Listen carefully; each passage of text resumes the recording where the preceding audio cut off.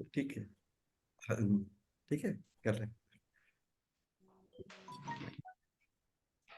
तो सूर्य शुक्र और बुध एक राशि में एक महीना रहते हैं।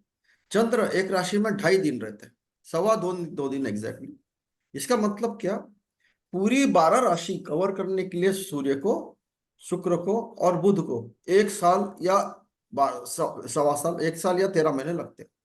सूर्य तो 1 साल ही रहता, सूर्य टाइम का पक्का है। तो जिसका सूर्य स्ट्रांग होगा वो डिसिप्लिन का पक्का होगा, टाइम का पक्का होगा, वो पिता के जैसे उसका स्वभाव होगा, उसका एडमिनिस्ट्रेटर होगा, वो अलग है। लेकिन समय का वो पक्का है, ही इज वेरी डिसिप्लिन। तो अच्छा, बुध और शुक्र जो है, इनका थोड़ा 15-20 दिन इधर उधर होगा। एक साल में 360 डिग्री कवर करते हैं। ये जरूर। हम्म। उसके बाद में चंद्र आया। चंद्र ये सबसे फास्टेस्ट मूविंग है, जो कि पृथ्वी के आसपास घूमता है। और वो जहां घूमता है, और ऐसी जगह नॉर्थ साइड में जहां एक लाइन सूर्य के साथ में और पृथ्वी के साथ में कट रही है, वो राहु बन जाता है। राहु का नोड कहता है। दक्षिण की तरफ केतु का नोड होता है। राहु केतु के बारे में बाद में बताऊं। तो 2.25 दिन रहते हैं सूर्य एक राशि में, और 3 नक्षत्र कवर करते हैं 2.25 दिन में। 3 नक्षत्र यानी हर दिन चंद्रमा एक नक्षत्र कवर करते हैं। चंद्रमा की 27 पत्नियां हैं। 27 पत्नियां यानी 27 नक्षत्र है। हर पत्नी के पास में एक एक दिन रहते हैं, ऐसा उसका कहना है। वो ऐसा है। उसके बाद में नेक्स्ट प्लैनेट आता है मंगल। राहु केतु बाद में आओ। मंगल जो है एक राशि में 1.5 महीना रहते हैं, थोड़े दूर है। और ये पृथ्वी और सूर्य का जो चक्र है, उससे थोड़ा बाहर का प्लैनेट है, आउटर प्लैनेट कहते हैं उसको। Inner planets are moon. Moon actually planet है ही नहीं, सैटेलाइट है, हम्म। पर हम प्लैनेट करके धरते हैं। राहु केतु प्लैनेट है ही नहीं, उनका खाली एक नोड है, एक पॉइंट है। उस पॉइंट को पकड़ते हैं, लेकिन बहुत ज्यादा इंपॉर्टेंट है वो पॉइंट। आ, तो तीन कौन से इनर प्लैनेट है? सूर्य इनर प्लैनेट है, आ, शुक्र इनर प्लैनेट है, बुध इनर प्लैनेट है, राहु केतु और चंद्र, ये सब इनर प्लैनेट है। आउटर प्लैनेट कौन है? मंगल। मंगल 1.5 महीना रहता है एक राशि में, थोड़ा सा स्लो चलता है। तो 1.5 साल, 12 राशि कवर करने के लिए मंगल को 1.5 साल लगते हैं। उसके पीछे कौन है और दूर थोड़े, काफी दूर है? गुरु महाराज। गुरु महाराज एक राशि चलने के लिए 12 से 13 महीने लेते हैं। एक राशि से 12-13 महीने, जहां पूरा 12 राशि सूर्य 1 साल में कवर करते हैं, ये एक राशि में गुरु 12 या 13 महीने रहते हैं। 13 महीने क्यों? थोड़ी उनकी चाल धीरे हो जाती बीच में, उसलिए वो 13 महीने कहते हैं। तो उनको पूरा भव चक्र पूरे 360 डिग्री के कवर करने के लिए 12 साल लगते हैं। 12 ईयर्स, 12.5 ईयर्स। गुरु को। हाँ, पूरे सब राशियां कवर करने के लिए 12 साल लगते हैं। अब ओह। इसमें क्या हुआ देखो, क्यों जानना चाहिए? अब गुरु जब 1 साल रहेगा एक राशि में, तो गुरु का बहुत ज्यादा प्रभाव रहेगा उस राशि के लिए 1 साल तक। है कि नहीं? अच्छा, ऐसे ही उसके पीछे शनि है। शनि और दूर है? अब ये यूरानस, प्लूटो, नेपच्यून, ये लोग और भी दूर है, इसलिए उसकी पढ़ाई नहीं करते हम। क्योंकि वो खाली मास मुंडेन एस्ट्रोलॉजी में काम आता है। हम जो नॉर्मल एस्ट्रोलॉजी सीख रहे हैं, कर रहे हैं, उसमें शनि तक लेते हैं। शनि जो है एक राशि में 2.5 साल रहता है, 30 महीने। एक राशि में 30 मंथ्स। उसको 12 राशि करने के लिए 30 साल लगते हैं। तो आपके जीवन में शनि अगर किसी राशि में आया, फिर उसी राशि में क्या, वो आएगा 30 साल के बाद। जैसे शुक्र आता है, गुरु आता है 12 साल के बाद। इसीलिए शनि और गुरु का महत्व जो एक चार्ट में बढ़ जाता है। क्योंकि कहाँ गुरु बैठा है, एक साल, एक साल में, एक साल वो एक राशि में रुकेगा। इसमें एक चीज जान लेना, ध्यान देना, यहाँ हर राशि का एक दूसरे राशि से किसी ना किसी प्रकार संबंध है। हम्म। सभी राशियों से एक साथ ना हो, है? तो उसको भी पढ़ेंगे, है? तो अगर वहां सूर्य ये गुरु है, वहां ये शनि है, जो कि 2.5-2.5 साल, 1-1 साल रहेंगे, इनका प्रभाव ज्यादा रहता है।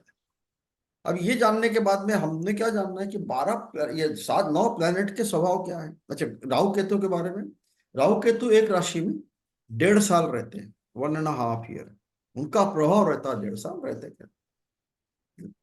तो they complete circle of 360 degree in 18 years. Rahu Ketu Mangal Shani और सूर्य भी, राहु केतु मंगल शनि और सूर्य भी, इनको क्रूर ग्रह कहते हैं। They are rude planets. क्रूर और मेलेफिक, अंग्रेजी में मेलेफिक कहते हैं, हम हिंदी में क्रूर कहते हैं। या उनको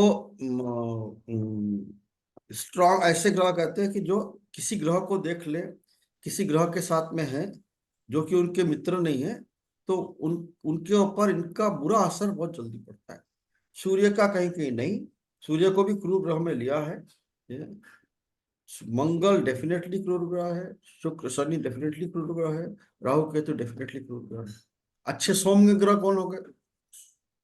तो चंद्र और बुध ये हाफ सौम्य है। कैसे? चंद्र जो है पृथ्वी के आसपास जब घूमते हैं, 15 दिन वो सूर्य से छुप के रहते हैं, यानी कृष्ण पक्ष रहता है। पक्ष में। अभी सामने थे सूर्य के, पूर्णिमा हो गई, और वो पूर्णिमा में धीरे धीरे धीरे धीरे वो अंधेरे में जा रहे हैं। अभी हमारा चंद्र जो है आज का अष्टमी का है, ये पूर्णिमा की तरफ जा रहा है। ये अभी अमावस्या से आके पूर्णिमा की तरफ जा रहा है। तो जो अमावस्या में जाने वाला चंद्र है कृष्ण पक्ष का, उसको क्रूरता में लेते हैं या मेलेफिक में लेते हैं, या क्षीण चंद्र कहते हैं उसको, क्षीण चंद्र। और जो पूर्णिमा के तरफ चंद्र जाता है, या उग्र चंद्र, वो उसको हम सौम्य चंद्र कहते हैं, सौम्य ग्रह कहते हैं। बुध को क्यों कहते हैं?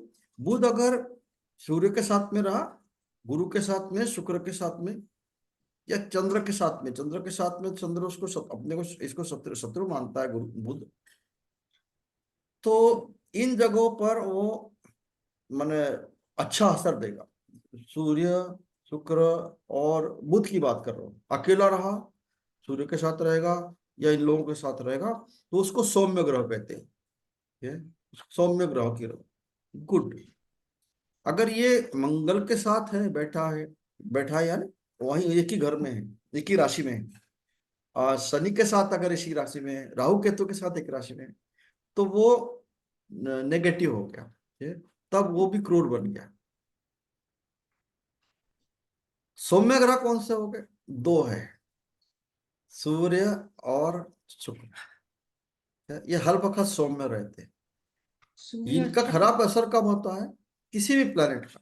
वो अगर अच्छे अपने घर में बैठे, अपने मित्र के घर में बैठे होंगे, या बैठे का मतलब समझा दूं, तो इस पे अगर क्रूर ग्रहों की दृष्टि आ गई या क्रूर ग्रह साथ में बैठे हैं, तो खराब हो जाता। लेकिन वो है सौम्य, वो अपना स्वभाव नहीं छोड़ते। क्या क्या स्वभाव है? सूर्य का स्वभाव है सबको संभालना, पिता है। चंद्र का स्वभाव है सबको नर्चर करना, सूर्य अगर हमारा फिजिकल बॉडी है, तो चंद्र हमारा मन है। तो चंद्र का स्वभाव है नर्चर करना, इमोशन। चंद्र का अगर स्वभाव इमोशन है, तो मंगल का क्या स्वभाव हुआ? मंगल का स्वभाव हुआ वॉरियर। अगर सूर्य को पिता कहा, चंद्र को माता कहा, तो बुध को बच्चा कहते हैं। बच्चा क्या, जिसके साथ में रहेगा वैसा व्यवहार करता है, बुरे ग्रह के साथ बुरा, अच्छे ग्रह के साथ अच्छा। तो बच्चा हो गया बुध। बुध बच्चा यानी आप देखो उसके सब स्वभाव आते। अब आप अगर सूर्य को पिता कह रहे हो, तो पिता का क्या क्या स्वभाव होता है? पिता जिम्मेदारी लेता है परिवार की। पिता सबको शासन करता है। पिता डिसिप्लिन लाता है, खुद में डिसिप्लिन होता है। पिता में अपनी एनर्जी रहती है जो दूसरे उसको फॉलो करते हैं। पिता आगे चलता है, परिवार उसके पीछे आता है। माँ क्या करती है? माँ इमोशनल है। माँ दूसरों के मन की बात समझती है। माँ दूसरों को संभालती है। माँ खुद भी बहुत छोटी छोटी बात में रोएगी, छोटी बात में हंसेगी। माँ पालन पोषण करती है। तो चंद्र का स्वभाव आ गया। बुध का बच्चे का स्वभाव क्या होता है? इसको खिलवाड़ चाहिए, इसको मौज मस्ती चाहिए, लेकिन इसकी बुद्धि तेज होती है। कोई चीज उसको बता दो याद रहती है इसको, ये मेमोरी से जुड़ा है, इंटेलिजेंस से जुड़ा है वो। ये बुध कैसा है? किसी के पास में भी चला जाएगा, जो उसको अच्छा लगा उसके पास चला जाएगा। ये तो जो प्लैनेट अगर बुरा प्लैनेट है उसका स्वभाव अपनाएगा, अच्छा प्लैनेट साथ में अच्छा से उसका स्वभाव अपनाएगा। उसके बाद में क्या आ गया? बुध के बाद में शुक्र आ गया। शुक्र परिवार में है, क्या है? परिवार का प्रिंसेस है वो। प्रिंसेस का मतलब क्या है? क्यों प्रिंसेस कहा है? शुक्र को सजना संवरना अच्छा लगता है। जिसका और शुक्र अच्छा होगा, क्या उसको एरिस्टोक्रेटिक चीजें चाहिए, उसको लग्जरी चाहिए। जिसका शुक्र अच्छा होगा, या सभी का होना चाहिए। अभी तो मटेरियल गेन में शुक्र का बहुत ज्यादा ये है। तो उसको शुक्र रोमांच का कारक है। शुक्र शादी का कारक है। शुक्र एक स्त्री का कारक है। जैसे एक व्यक्ति का अगर शादी होना है तो उसका शुक्र कैसा है वो देखते हैं। किसी लड़की का शादी होना है, उसका गुरु कैसा है वो ऐसा देखते हैं। तो शुक्र जो है प्रिंसेस होती है। गुरु कौन है? गुरु नॉलेज है। जो चीज आपने जीवन में सीखी है बुद्ध से, या बुद्ध बुद्धि है, उसने याद रखा है, उसको इम्प्लीमेंट कैसा करना जीवन में, वो गुरु बताता है। उसलिए हम गुरु करते हैं जीवन में, कि हमको जो पता है, हमने जो जीवन में अनुभव पाया है, गुरु उसको। तो हमारे चार्ट का जो गुरु है, वो क्या क्या चीज देता है देखो। वो धन, दूसरे नंबर घर का कारक है, धन के कारक। वो पुत्र का कारक है, पुत्र पुत्री होने के लिए हम देखते हैं गुरु का पांचवें घर से संबंध है क्या? बात देखिए। वो धर्म का कारक है, नौवां घर तो उसका खुद का घर हुआ। वो धर्म का कारक है, यानी एथिक्स का, जीवन में एथिक्स फॉलो करना। धर्म को, धर्म यानी रिलीजन नहीं, ये रिलीजन भी, रिलीजन का तो ऐसे पांच से भी संबंध आता है। तो गुरु उसका कारक है, यानी अपने जीवन का एथिक्स फॉलो करना, अपनी बाउंड्रीज को जानना, जीवन में समाज की बाउंड्रीज को जानना, या लोगों को ज्ञान देना। आप, आपका जो एक्सपीरियंस हुआ, आप लोगों को बताओ, कि बच्चों को बताओगे पहले, फिर आप ज्यादा ज्ञान ले लिए तो आप लोगों को समझाओगे। ये 10वां घर, ये गुरु, गुरु करियर का भी कारक है, क्योंकि करियर में एथिक्स की जरूरत है। गुरु लाभ का भी कारक है, जीवन में जो लाभ चाहिए। तो अपने एक चार्ट में दूसरा नंबर घर, पांचवा नंबर घर, ये बाद में बताऊंगा। पांचवा नंबर घर, नौवां नंबर घर, 10वां नंबर घर, 11वां नंबर, ये सब गुरु इसके घर, इसके मेन करता है। सूर्य जो है, ये पहले नंबर घर का करता है। पहले नंबर यानी आपका स्वभाव, और नौ नौ है, नौ यानी पिता, पिता का घर है, नौवा नौवा नंबर घर, ये भी बताऊंगा। मंगल जो है भाई बहन का कारक है, तो तीसरा नंबर घर है, वो भाई बहन का होता है। मंगल उसके कारक है। मंगल अच्छा रहा तो भाई बहनों से संबंध अच्छा रहता है। मंगल बुरा रहा तो भाई बहनों से संबंध बिगड़ता है। मंगल तेज है, तभी भी भाई बहनों से झगड़े होने लगता है। उसके बाद में शुक्र है। शुक्र जो है, ये शादी का कारक है। एक घर है उसके लिए, 7वां नंबर घर, जो कि शादी का घर कहते हैं, 7th हाउस। तो शुक्र का मुख्य काम है रोमांस और मैरिज। तो पांचवें घर से बुध का संबंध है, जहाँ की वो खेलता है, तो रोमांटिक, रोमांस हुआ। और 7वां नंबर घर है मैरिज का है। वैसे बुध अच्छा उच्च का, क्या उस कारक 12वें घर को भी कहते हैं, क्योंकि 12वें घर से हम शैया सुख यानी ब्लड प्रेशर भी देखते हैं। उसके बाद में गुरु, गुरु कौन है? ये गुरु के बारे में बता दिया। शनि बचा। शनि महाराज क्या है? शनि महाराज हमारे जीवन में सबको उनकी मॉरलिटी मेंटेन करने के लिए शिक्षा देते हैं। यानी जिस व्यक्ति ने जीवन में किसी प्रकार की ऐसी बात करी जो कि मॉरली ठीक नहीं है, गुरु का जो कहना मानना नहीं, कि जो बाउंड्री में रहना, किसी को गाली देना, किसी का क्रिटिसाइज करना, किसी का पैसा ले लेना, किसी का चोरी कर लेना, किसी का ये कर लेना, ये सबको दंड देता है शनि। शनि इज अ जज। शनि किसका अच्छा है? वो वकील जज अच्छा बनता है। शनि जिसका अच्छा है, वो नेतृत्व करता है लोगों का, पॉलिटिकल नेतृत्व करता है। शनि जिसका अच्छा है, अच्छा ये नहीं कहना कि आजकल तो पॉलिटिकल लोग खराब है तो शनि के उसका उसका तो शनि उनको दंड भी देता है। ये तो शनि का ये कारक है। एक नौ प्लैनेट के बारे में मुझे सुरभि जी ने पूछा क्वेश्चन, रिलेशन क्या है, तो मैंने इस टॉपिक को टच किया। ठीक है, ये जानने के बाद उनका डिस्टेंस जाने, उनका राशि में कितने दिन रहेंगे वो जाने, उनका क्या स्वभाव है वो जाने, मुख्य स्वभाव। ठीक है? उसके बाद में हमको क्या जानना है कि इनके हर ग्रह के कौन से राशि के साथ संबंध है, किस राशि के साथ संबंध है। तो उसको मैंने एक वीडियो में समझाया था आपको, ऐसा कैसे याद रखना। अभी पीपीटी क्यों नहीं दिखा रहा, कि आपको थोड़ा सा ओरली सुन के याद रखना। जैसे आपको अगर याद रखना है मंगल का, तो 1-8 वहां से शुरू करो। 1 नंबर राशि, 8 नंबर राशि। एरीज 1 नंबर राशि है, 8 नंबर वृश्चिक राशि है। मैंने Scorpio, Aries and Scorpio, right. आपका मेष एंड वृश्चिक, इसके मालिक हुए या स्वामी हुए मंगल। मंगल। 1-8 क्यों कहा, फिर अपने को उसके नीचे 1 के बाद 2 और 8 के नीचे 7, 2-7 याद रखने के लिए, 1 के बाद 2-7, उसके अंदर का ट्रायंगल बनाना। दूसरा नंबर है और 7वां नंबर है, ये शुक्र उसके कारक है। ये शुक्र उसके स्वामी है, यानी वृषभ राशि और तुला राशि, ये दोनों राशि के स्वामी शुक्र है। तो अभी देखो, वृषभ राशि स्थिर है, तो रहे तुला राशि चर है। क्या? तो अब तुला राशि जो बैलेंस भी करती है, चर भी है, और ये स्थिर है। तो दोनों भी राशि में शुक्र के गुण होंगे। वो राशि अगर चंद्र की राशि बनी या आप लग्न की राशि बनी, आप शुक्र के गुण बना सकते हो। ठीक है? अगर अच्छा स्ट्रांग है तो अभी आपको देखिए, सजना सवरना एरिस्टोक्रेटिक चीज अच्छी लगेगी। घर खरीदोगे तो बहुत जोर समझाओगे, गाड़ी खरीदोगे तो बड़ी गाड़ी खरीदोगे, ऐसे। तीसरा क्या कॉम्बिनेशन है, 3 और 6। 1-8, 2-7, फिर 3-6। 3-6 का मतलब जेमिनी यानी मिथुन और कन्या, ये हो गए हमारे बुध। तो मंगल, शुक्र और बुध, ये 3 का हो गया। 1-8, 2-7, 3-6।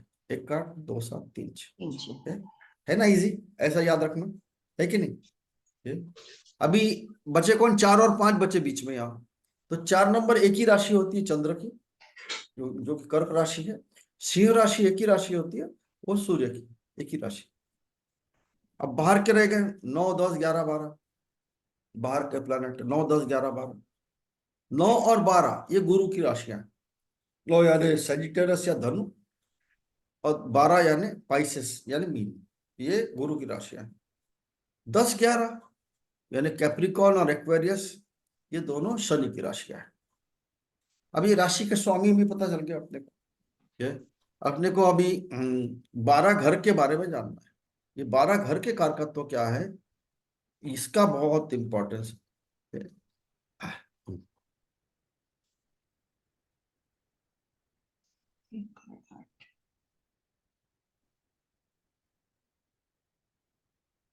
इसको मैंने ये चार्ट आप लोगों को भेजा है, क्या इसलिए इसी से बताता हूँ। इसमें कुछ चीजें नहीं है, या जो कि मैं आपको बता दूंगा, आप लिख लिया कर। ओके, इसमें मैं 2 प्रकार के चार्ट भेजा आपको, ये तो पीपीटी में भी है, इसको भी देखना और इसको भी देखना। ठीक है, अभी मैं ये समझा रहा था आपको कि 1-8 मंगल, 2-7 शुक्र, 3-6 बुध, 4 नंबर चंद्र और 5 नंबर सूर्य, 9-12 गुरु और 10-11 शनि। हाँ, इसके लिए क्या याद रखना, ये जो नंबर्स लिखे हैं मैंने, 1 नंबर मेष, 2 नंबर वृषभ, 3 नंबर ये और मिथुन, 4 नंबर कर, 5 नंबर लियो, 6 नंबर कन्या, 7 नंबर तुला, 8 नंबर वृश्चिक, 9 नंबर धनु, 10 नंबर मकर, 11 नंबर कुंभ, 12 नंबर मीन। ये नंबर्स हर दफा तैयार रखना पड़ेगा अपने को। इसको कहीं आप लिख के अपना बड़ा सा की चार्ट लगाओ, तो कुछ दिन के लिए, जब तक आपको याद नहीं होता। और राशि के स्वामी याद करने के लिए ऐसा चार्ट बना के रखना। पहला वाला घर, अभी मैं पहले शॉर्ट में बता देता, फिर उसके बाद में आपको डिटेल में बता दूं। पहले घर को हम तन भाव कहते हैं, तन यानी बॉडी। दूसरे घर को हम धन भाव कहते हैं, यानी मनी। तीसरे घर को हम पराक्रम का भाव कहते हैं। चौथे घर को हम सुख का भाव कहते हैं। 5वें घर को हम, फिर से आऊंगा इसमें, 5वें घर को हम संतान का भाव कहते हैं।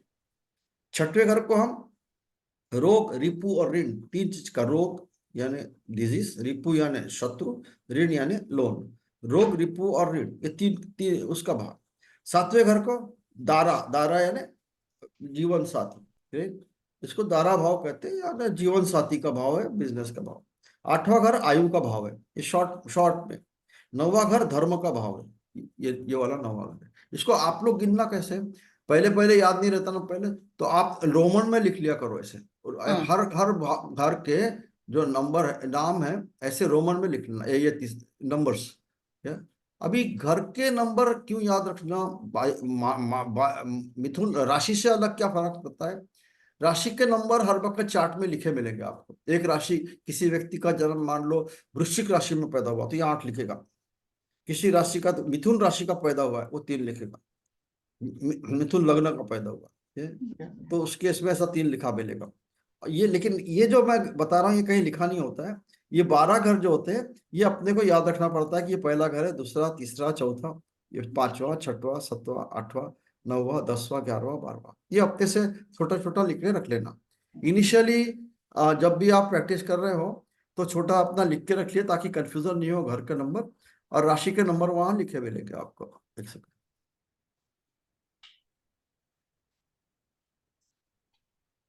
सर, इसी में हम लिख लें ये लिखो ना। राशियां कौन कौन सी है? पहला नंबर में मेष, दूसरे में नहीं, टॉरस। ये राशियां तो बाद में करना, पहले आप ये घर के बारे में जानो। पर ये जो राशि जो यहाँ पर जो राशियां जो आएगी ना, ये अलग अलग आती है। मैं एक सिंपल एग्जांपल देता हूँ आपको, then I will come back to this, आपने पूछा कर। देखो, ये भगवान राम जी का चार्ट है, सिखाने के लिए है। ये भगवान राम, अभी यहाँ ये बीच वाला जो है ये हमारा जो हम नॉर्थ इंडियन पद्धति से सीखते हैं उसका है। एक सेकंड,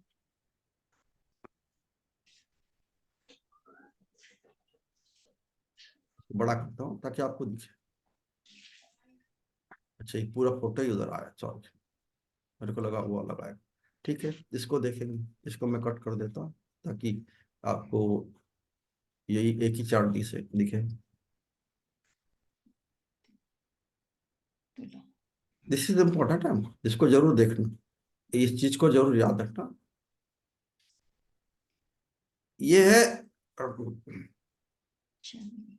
भगवान राम जी का चार्ट है। अब इसमें क्या लिखा है देखो, पहले घर में 1 नंबर लिखा है क्या? नहीं, 4 लिखा है। इसका मतलब क्या, इनका जन्म जो हुआ था वो कर्क लग्न में हुआ था, ये लग्न बोलते हैं इसको। अब ये राशि भी, चंद्र भी वही है, तो कर्क लग्न भी हुआ, कर्क राशि भी हुई। तो भगवान राम जी का जन्म कर्क लग्न में हुआ था, ऐसे। अब इसमें मान लो कि आपका जन्म, आपका देखता हूँ किसी का चार्ट है, ये मेरे पास है, मान लीजिए अपने में से किसी का चार्ट निकाले ताकि आपको ये नंबर के बारे में याद हो जाए।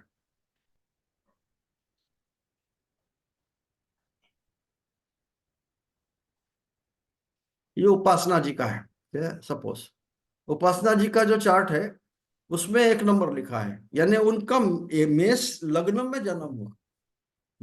इनका राशि कौन सी है? जहां चंद्र होगा, चंद्र 3 नंबर में है, या माने मिथुन में है, मैं कहूंगा इन आपका जन्म मिथुन राशि में है।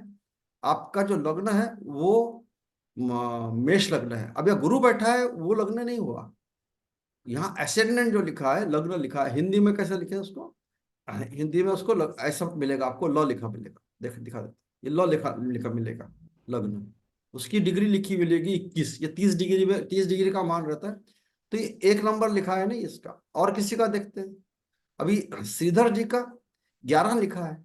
11 का मतलब इनका जन्म कुंभ लग्न में हुआ। इनकी राशि कौन सी हुई? जहां 5 चंद्र। नंबर है, माने जहां चंद्र बैठा है वहां इनकी सिंह राशि है। सिंह राशि में इनका जन्म हुआ, कुंभ लग्न में जन्म। मोहिनी का कैसा है? ये मोहिनी, ये चार्ट आप अपना अभी स्क्रीनशॉट ले लो, मैं भूल रहा हूँ कल से, अगर आई है तो, नहीं तो मैं लेके आपको भेज दूंगा, ठीक है। तो ये उनका जो लग्न है, ये लग्न है वो मिथुन लग्न है, और चंद्र भी वहीं बैठा है तो राशि भी मिथुन होगी। अभी और देखते हैं सरोजा जी का क्या है। इनका जो लग्न है वो धनु लग्न है, क्योंकि 9 नंबर है। अंदर जो नंबर लिखे हैं वो राशियों के नंबर लिखे हैं, लेकिन पहले हर एक के लिए पहला घर ये है। इनका स्वभाव धनु लग्न के जैसा है, यानी गुरु के जैसा है। इनका स्वभाव मिथुन के जैसा है, द्विस्वभाव है। इनका स्वभाव स्थिर स्वभाव है, ये कुंभ के जैसा है। इनका स्वभाव माने चंद्रमा के जैसे है, चंचल है, चलायमान है। तो हर एक का स्वभाव अलग अलग हो गया यार। ये फिर चंद्र से देखेंगे तो इनका चंद्र 3 नंबर में है, तो ये द्विस्वभाव का चंद्र है इनका। क्या है वो सब, वो भी गुण लागू होंगे। इनका चंद्र है, स्थिर है, ये तो वो भी गुण लागे होंगे, यानी ये भी स्थिर है, ये भी स्थिर है। ये इसके बाद में इनका चंद्र भी वही है और लग्न भी वही है, तो द्विस्वभाव है। ये द्विस्वभाव ने काफी उसमें दूसरी चीजें मिलेगी। सरोजा जी का ये है द्विस्वभाव राशि है, लग्न। और राशि जो हुई उनकी जल राशि हो गई, क्योंकि मकर राशि है, चंद्र मकर में है। और लग्न इनका 9 नंबर है। ऐसे हम चार्ट को पहचानते हैं। मैं अभी 12 घर के बारे में जो बता रहा था, ये हर हर हर घर है। मान लो ये पहला घर है ये, तो पहले घर के बारे में अगर मुझे मालूम करना है, तो पहला घर है तनु भाव, तन भाव। दूसरा घर है धन भाव। तीसरा घर है पराक्रम भाव। चौथा घर है और सुख भाव। पांचवा घर है संतान भाव। छठवा घर रोग रिपोर्ट। सातवां घर अपने लाइफ पार्टनर के ना दारा भाव। आठवां घर आयु भाव। नौवां घर धर्म भाव। 10वां घर योर कर्म भाव, ये धर्म ये कर्म। 11वां घर ये लाभ भाव। और 12वां घर ये व्यय भाव। एक रूल है आपके केपी में, आपको बहुत काम आएगा। अभी से बता देता हूँ आप लोग। एक छोटा सा रूल है और ये जरूरी है जानना। ये दिखाता हूँ। ये जो भी घर है, ये मान लो ये पहला नंबर घर है, ये मान लो दिस इज, ये पहला नंबर घर है। अब इसका पीछे वाला, आगे वाला घर है ये दो, क्योंकि एंटी क्लॉक चलते हैं हम। ये हमारा जो प्लैनेट चलते हैं ना, वो एंटी क्लॉक चलते हैं ऐसे। ये गोलाकार का पूरा इधर भी है। एक सेकंड,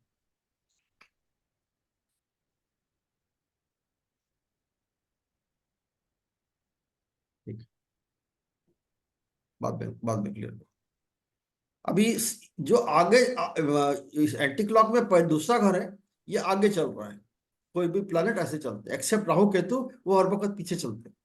पहले घर से ये पिछला वाला घर जो उसका 12वां घर हुआ। तो पहले घर का पिछला घर 12वां घर हुआ। दूसरे घर का पिछला घर पहला घर हुआ। तीसरे घर का 12वां घर दूसरा घर हुआ। चौथे घर का 12वां घर तीसरा घर हुआ। या ये लाइफ आपका बैरेज का देखते हैं ना, 7वां, उसका पिछला वाला घर 12वां घर 6वां घर हुआ। ये आयु का देखते हैं, उसका 12वां घर 7वां हुआ। 12वां घर का मतलब क्या है? यहां से जो भी कुछ गेन होगा पहले घर से, जो अब आपका जो तन भाव है, यानी रंग, शरीर, आकृति, रूप, ज्ञान, ये उसका व्यय है 12वां का। Loss of those things in 12th house. यहाँ द्वितीय दूसरे घर को वो लागू नहीं होता, क्योंकि पहला घर आप हुए, आपका ही है। तो इसलिए दूसरे घर से 12वां घर नहीं देखते, एक्सेप्ट इन सम केसेस। जैसे मैरिज का देखना है या डाइवोर्स का देखना है, तब देखते हैं। दूसरे घर से परिवार का घर भी देखो। दूसरा घर क्या क्या है? धन है, माने संपत्ति है, कुटुंब है, या वाणी का घर है। मेनली एक माने धन का भी भाव है, कम्युनिकेशन का भाव है। कम्युनिकेशन यहाँ से, और अपने कुटुंब का भाव है। तो ये कुटुंब, कुटुंब यानी ये 7वां घर मैरिज का है, वो भी कुटुंब का हुआ। ये कुटुंब बन गया, उसके बाद दूसरा घर इंपॉर्टेंट है। तो कुटुंब का ये 12वां क्षय, आपका जो पहला घर है वो क्षय होता है। उसको समझेंगे आप केपी का जब सिखाऊंगा। तीसरा घर जो है, इससे आप खाली पराक्रम ही नहीं देखते, आप उससे छोटे भाई बहन को भी देखते हैं।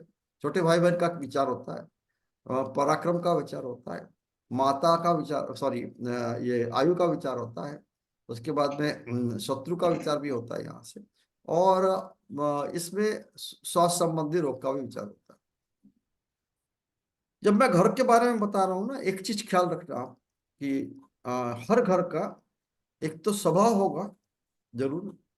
हर घर में जैसे पहला घर आप है, दूसरा घर आपका धन जरूर है लेकिन परिवार है, आपका परिवार हो गया ये। पहला घर आप हो, आपकी बनावट है। दूसरा घर आपका कम्युनिकेशन, आप कैसे बोलो। जब तक आप कम्युनिकेट करोगे नहीं, आपकी पर्सनैलिटी कहाँ आई। ये दूसरा घर हुआ, तो आपका परिवार हुआ। तीसरा घर आपका परिवार शुरू हुआ, यानी आपके भाई बहन भी आपके परिवार, लेकिन खाली भाई बहन का आप विचार करते तीसरे घर से। तीसरा घर से परिक्रम, आप कितना मेहनत करोगे जीवन में उसके बारे में। तीसरे घर से, ये चौथे घर का 12वां घर है, इसलिए चौथे घर से सुख देखते हैं तो उसका व्यय भी देखते हैं 12वें घर से। मान लो घर खरीदना चौथे घर से देखते हैं, घर बेचना तीसरे घर से देखते हैं, उसको वहां से 12वां है। पांचवें चौथे घर से गाड़ी खरीदना देखते हैं, उसका व्यय देखते हैं तीसरे घर से। तो हम तीसरे घर से क्या देखेंगे? हम तीसरे घर से छोटे भाई बहन, अपने पड़ोसी, लिखित जो भी रिटर्न नॉलेज है, उसके बाद में आपका पराक्रम, लाइफ में कितना हेल्प ये करोगे, आप एफर्ट करोगे। चौथा घर ये सुख का भाव है। सुख यानी माता, माता तो सुख देती है ना, पहले माता का भाव है। फिर भवन, हाँ, आप जो घर बनाओगे उसका है। आप जो घर बनाओगे, आप जो गाड़ी खरीदोगे वाहन, उसका है। आपका हृदय का है। अब पहला घर आपका पूरा पर्सनैलिटी है ना, बोन, शरीर के सब बोन। दूसरा घर आपका कम्युनिकेशन यानी बात करने की कला यानी गला।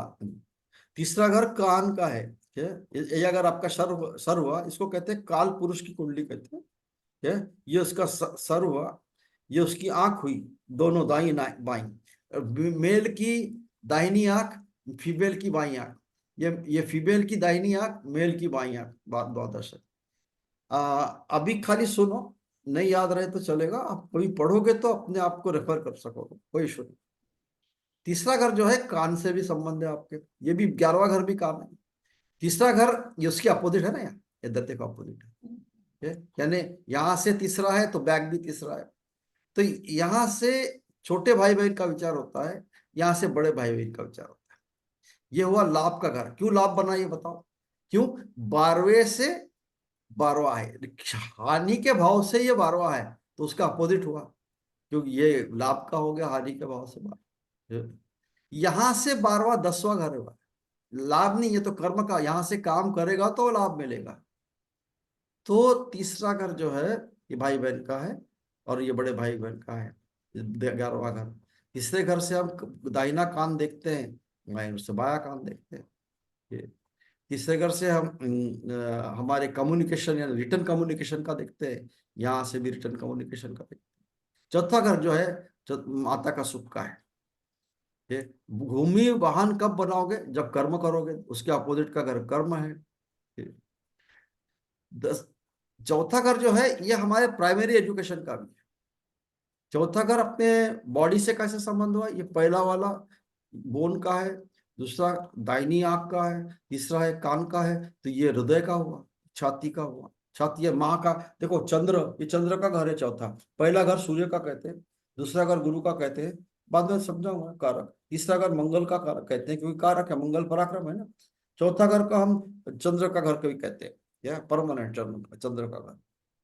तो माता का सुख यहाँ से मिलता है। भवन का सुख कहाँ से मिलेगा? कर्म करेगा तो। फिर वाहन का सुख करेगा यहाँ से, कर्म करेगा तो। हृदय और छाती को भी चौथे घर से देखते हैं। पांचवें घर से हम पेट को देखते हैं, उधर। पांचवें घर से बच्चे को देखते हैं। बच्चा होगा नहीं होगा वो पांचवें घर से देखते हैं। पांचवें घर से अगर गुरु का संबंध आता है तो हाँ पॉजिटिव है। अगर कोई क्रूर ग्रह का संबंध आता है तो नहीं, थोड़ा प्रॉब्लम है। मंगल का संबंध आएगा तो सीजरिन होता है। शनि का संबंध आता तो देरी करता है। सूर्य का संबंध आएगा तो भी क्या, थोड़ा इशू होगा। तो यहाँ सौम्य ग्रह जितने, मान लो सूर्य का है, सॉरी गुरु का है, शुक्र का, उसका संबंध पांचवें घर से बच्चा होने के लिए। पांचवें घर से इंटेलिजेंस देखते हैं, बुद्धि एक व्यक्ति की, उसकी ग्रास्पिंग पावर देखते हैं, मेमोरी देखते हैं। पांचवें घर से एंटरटेनमेंट देखते हैं, रोमांस देखते हैं। छठवें घर से, छठवें घर से अगर ये उधर है, ये इंटेस्टाइन है, स्मॉल इंटेस्टाइन, छठवें घर से। अब ये देखो, पहला घर आपका है, दूसरा घर आपका परिवार हुआ, तीसरा घर आपके छोटे भाई बहन हुए, यहाँ माँ आ गई, यहाँ बच्चा आ गया। अब ये जो है छठवां घर जो है, ये कैसा हुआ, माँ ये तीसरा चौथा घर है ना, उससे तीसरा उसके भाई बहन, यानी आपके मामा मामा मामी। तो ननिहाल का घर है ये, आपके मामा मामी का घर है। छठवां घर क्या है, रोग का है, छोटे छोटे रोग, चिंता का है, आपके लोन का है। लेकिन इंपॉर्टेंट कहाँ है छठवें घर का, सर्विस, ये दासत्व का घर है। तो सर्विस में अगर किसी को जाना है पहला जॉब के लिए, छठवां घर देखते हैं। छठवां घर और का इंपॉर्टेंट कंपटीशन, किसी भी प्रकार का कंपटीशन है, छठवें घर से देखते हैं। सातवां घर क्या हुआ, आपका जीवन साथी और बिजनेस का साथी। ये छठवें घर से बिजनेस का साथी, ओपन एनिमी, ये आप है ना, आपके अपोजिट का है, ये ओपन एनिमी, यानी अगर किसी का मैच का रिजल्ट देख रहे हैं हम, तो ये आप है, आपका कंट्री है, उसका सामने वाला कंट्री कौन है, उसके सातवें घर से देखेंगे ये। तो सातवें घर से हम ओपन एनिमी का देखते हैं, छठवें घर से हिडन एनिमी रहता है। जीवन साथी का है आपके बिजनेस के साथ। आठवां घर पे आयु का है, आठवां घर आपके गड़े हुए वस्तुओं का है, यानी एग्रीकल्चर का है, माइनिंग का है, ऐसा ज्ञान जो कि गुरु, जैसे ज्योतिष सीख रहे हैं आप, तो आठवें घर से संबंध होगा बुध का, गुरु का, ये आपके लग्न का, तो आप ज्योतिष में अच्छा करोगे। ज्योतिष से आप किसी और प्रकार का विज्ञान विद्या है जिसकी, वो आठवें घर से सीखते हैं। Any kind of research, any kind of research, 8th house, आठवें घर से सर एक इंश्योरेंस का डाउट पैसा। है। हाँ बोलो। सर एक डाउट है। बोलो। इसमें देखिए सप्तम भाव और अष्टम भाव, सातवें और आठवें, दोनों में मृत्यु भी लिखा हुआ है। तो हाँ, क्यों दोनों ऐसा का बता क्या रहे हैं? रिलेशन? अभी क्यों समझा रहा था, किसी भी भाव का पिछला भाव, देखो आठवां भाव, अब आठवें भाव में अकस्मात अकस्मात मृत्यु हो सकती है। आठवां घर आयु का भाव है। आठवां घर का जो कारक है वो शनि है, शनि आयु का कारक होता है। ये तो शनि जो है, वो अगर आठवें घर में है या आठवें घर से संबंध रखता है, तो आयु बढ़ती है। ये और उसी का बैक पिछला वाला भाव 12वां है, यानी आयु का अक्षय, यानी सातवां भाव, मारक घर कहते हैं। ऐसे तीसरे भाव, आठवें से आठवां तीसरा घर है, उस वो भी आयु का घर है, उसका पिछला भाव है और दूसरा भाव, उसको भी मारक भाव कहते हैं। ठीक है, उसलिए वो मृत्यु का घर है।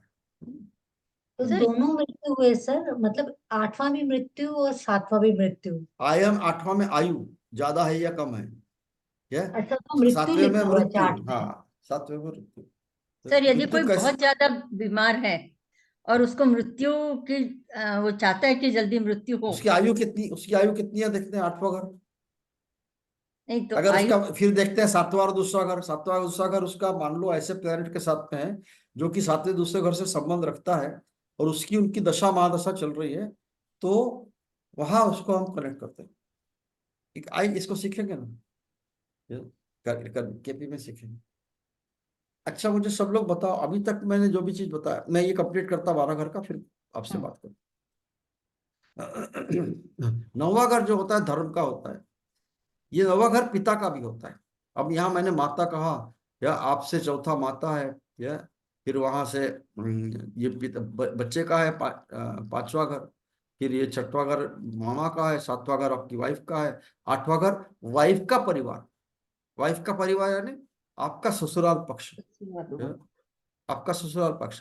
ये नौवां घर वाइफ के भाई बहन साला साली, लेकिन यहाँ पिता का भी घर हुआ, ये आपका पिता का घर है ये नौवां घर। नौवे घर से आपका पिता देखते हैं।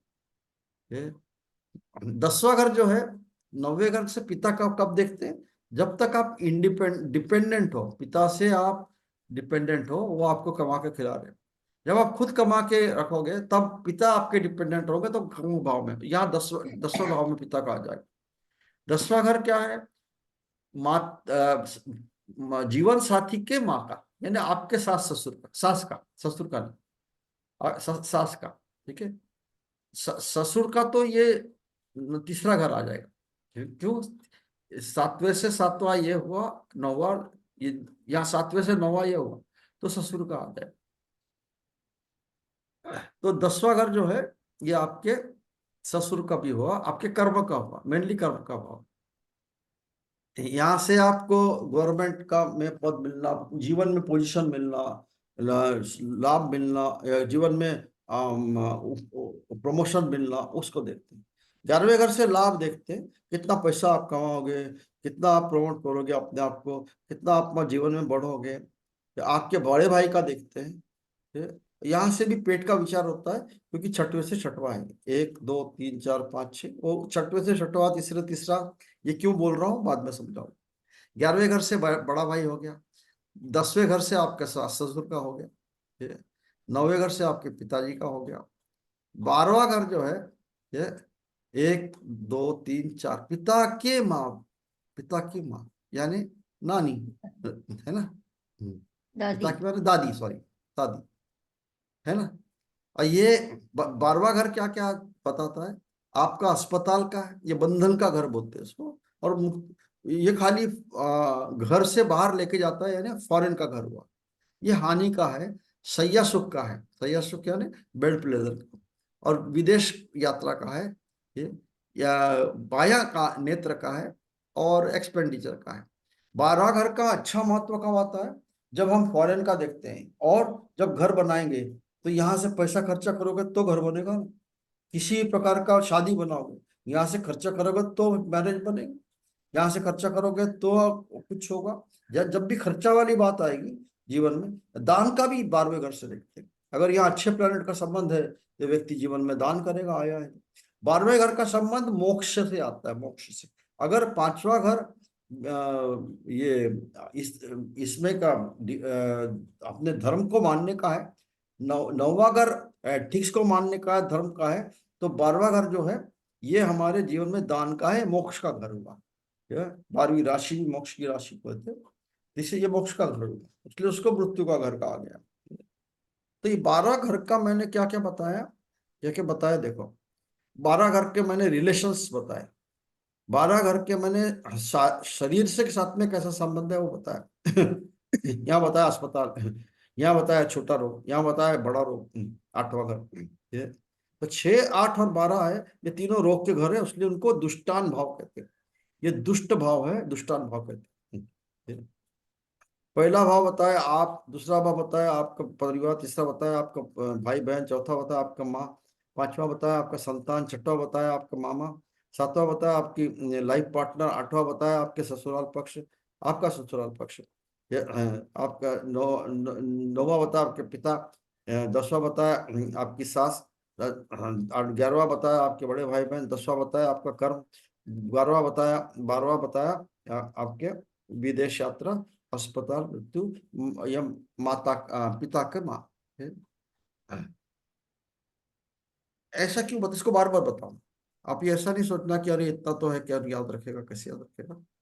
ये इसको बार बार बताऊंगा।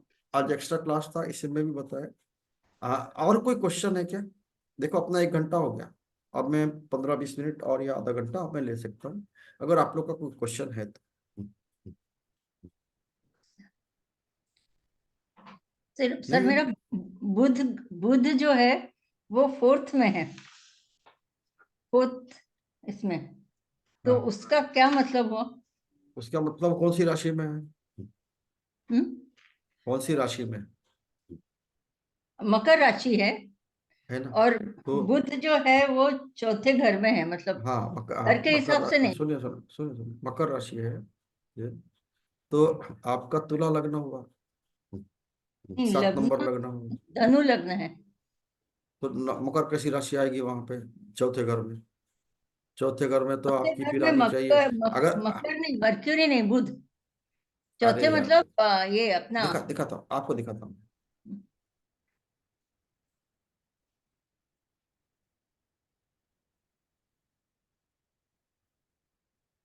ये है ना आपका, सरोजा जी, ये आपका है ना, है। ये चार्ट आपका है कि नहीं, ये। चार्ट नहीं देखा। हाँ, ये है ना। तो ये चौथा घर जो 4 नंबर राशि में है, बुध, वो जो घर नहीं हो, ये 8 नंबर घर हाँ है। हाँ हाँ, घर 8वां नंबर नंबर है। 8 है, हाँ, घर नंबर 8 है। और ये कर्क राशि में है, ऐसा बोलते हैं उसको, है ना। अच्छा। हाँ, बुध जो, केतु और बुध दोनों 8 नंबर घर में है और कर्क राशि में है। तो 8वें नंबर घर का जो भी स्वभाव होगा केतु और बुध पे लगेगा, और कर्क राशि का जो स्वभाव होगा वो भी केतु बुध पे लगेगा। ये ऐसे ओके, समझे ना? कर्क राशि। Sorry, मैं दिखा रहा था, नहीं दिखाया, नहीं भूल गया, एक सेकंड। ये देखो,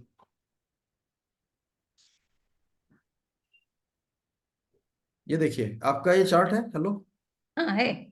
अच्छा, यहाँ पे 9 नंबर राशि यानी धनु लग्न हुआ, ये पहला घर हाँ हुआ ना, ये वाला हाँ। पहला घर हुआ। ये दूसरा पहला। घर, ये तीसरा, चौथा, पांचवा, छठवां, सातवां, आठवां, ये 8वां घर है। तो बुध अच्छा। आपका 8वें घर में है केतु के साथ, ये। और 4 नंबर राशि यानी कर्क राशि में, ऐसा बोलते हैं, ये। अच्छा ओके। हाँ, ये। तो बुध, बुध अपने जो, जैसे अभी बुध की दशा चल रही है, ये आपकी बुध की दशा चल रही है, तो हाँ 8वें घर का जो भी चीज है वो उसमें देगा, ये आपको 8वें घर का लाभ भी मिलेगा, 8वें घर का आयु का मिलेगा, 8वें घर का जो भी प्रॉब्लम्स है, डिजीज है, वो उसका भी मिलेगा, ठीक है ना? हाँ।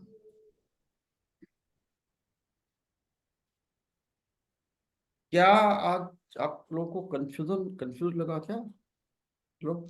पूरा मैंने कंफ्यूज। घर के